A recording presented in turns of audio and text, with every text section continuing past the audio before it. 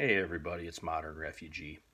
Kind of want to talk to you guys today about some forgotten preps. I got some things out here on my workbench that I actually use quite frequently, but I don't see a lot of other prepping channels talking about some of these things. So I kind of wanted to go over these things real quick for you guys. Maybe it's something you guys haven't thought of, or something that will give you some ideas.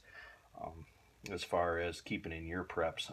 But the first thing I got here is kind of the granddaddy of them all, and that's a fire extinguisher. I mean, most of us preppers are firebugs. You know, we got ferro rods and we got umpteen different ways to start a fire.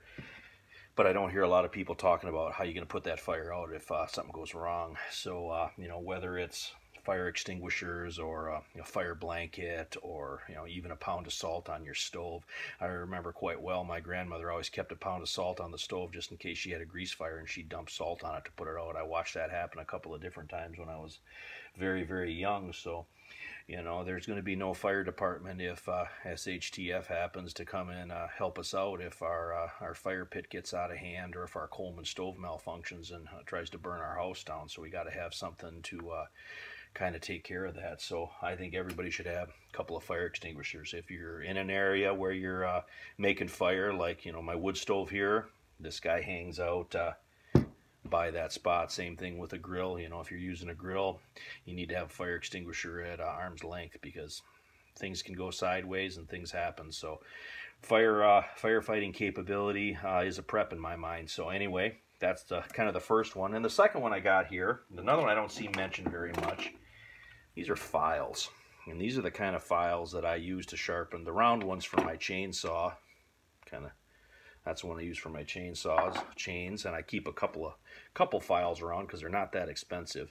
And these flat files like this, and this is what you would use to sharpen shovels or hoes or hatchets or axes, all them kind of hand tools that if the grid goes down that we're going to have to learn how to use again.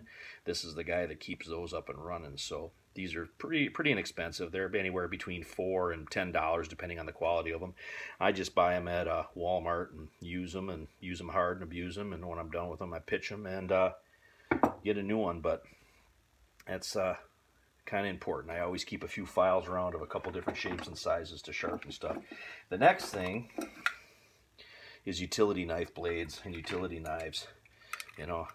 Again, very inexpensive. You can change the blades out fairly simply, and they're sharp. Even if you had to field dress an animal, you could do it with this if you had to. It wouldn't be ideal, but it would be better than nothing. And in all utility knives, if you take this screw out right here, there's going to be a compartment in here that'll hold a couple spare blades, so you can actually put a couple of blades in each one of your utility knives. So utility knives and blades, these guys cost like $1 a package. So you're looking at, for $10 you can buy a pretty decent supply of utility knife blades to have around. They can be used for a bunch of different things. Another thing kind of on the whole shop thing here is stuff like nails and screws. You should always keep some nails and screws around in case you got to repair something, because you might not be able to find the most optimum thing to repair stuff with. You might have to patch some stuff together, and you got to have fasteners to do that. These are just kind of another version of, I see a lot of people talking about Gorilla Tape and duct tape and stuff, and that's great to have, but sometimes you need something a little bit sturdier, and screws and nails do that for you. The next thing here, I'm kind of swinging into the kitchen here now, but canning lids. I do a lot of canning, and I do dry canning and I do wet canning. I can vegetables and I can meat, and I make jam and relish and apple butter and all that stuff.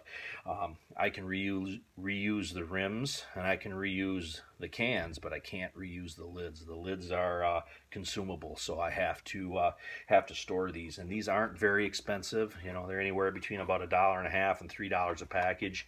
And again, if I had to go a year or two without much help from the outside world, and I want to can what I'm growing in my backyard, or if I was fortunate enough to come across some meat and I want to can that and preserve that, I'm going to need lids. So I think everybody should that cans or is thinking about canning should have a good supply of canning lids handy. Now the next thing here is cotton twine. It's got to be 100% cotton twine. This can be used for a couple of different things. The first thing is candle wicks. You can make candle wicks out of these, but you got to have 100% cotton twine to do it.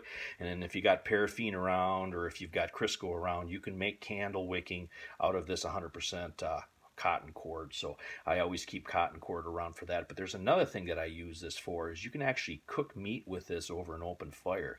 And what you do is take like a chicken or a pork roast or beef roast, and you're going to tie that up with this cotton twine, and you're going to show you here, you're going to tie a string up on the top like this, and then with your fire pit and your tripod in your backyard, you can tie this on the top of that, and that meat is going to spin just like that by your fire. And you can baste it with a little water or a little oil, whatever that you have, but that will cook a chicken or a roast pretty efficiently.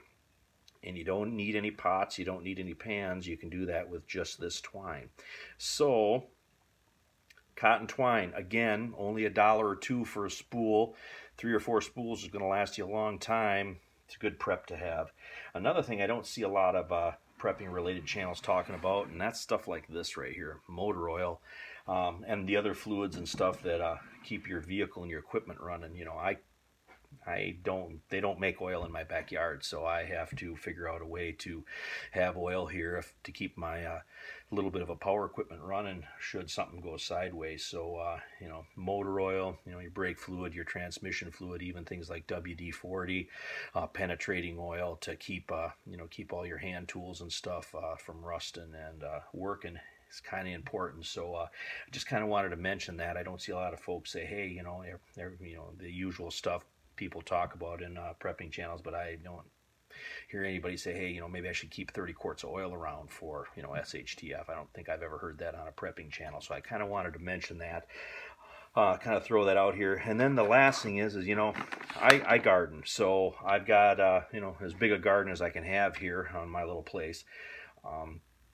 But if it comes down to it where I have to, you know, force that ground to make me vegetables so I don't starve in a SHTF situation, I'm going to need all the help I can get. So I actually prep fertilizer, and I got a couple different kinds here, kind of organic fertilizer that I kind of keep around.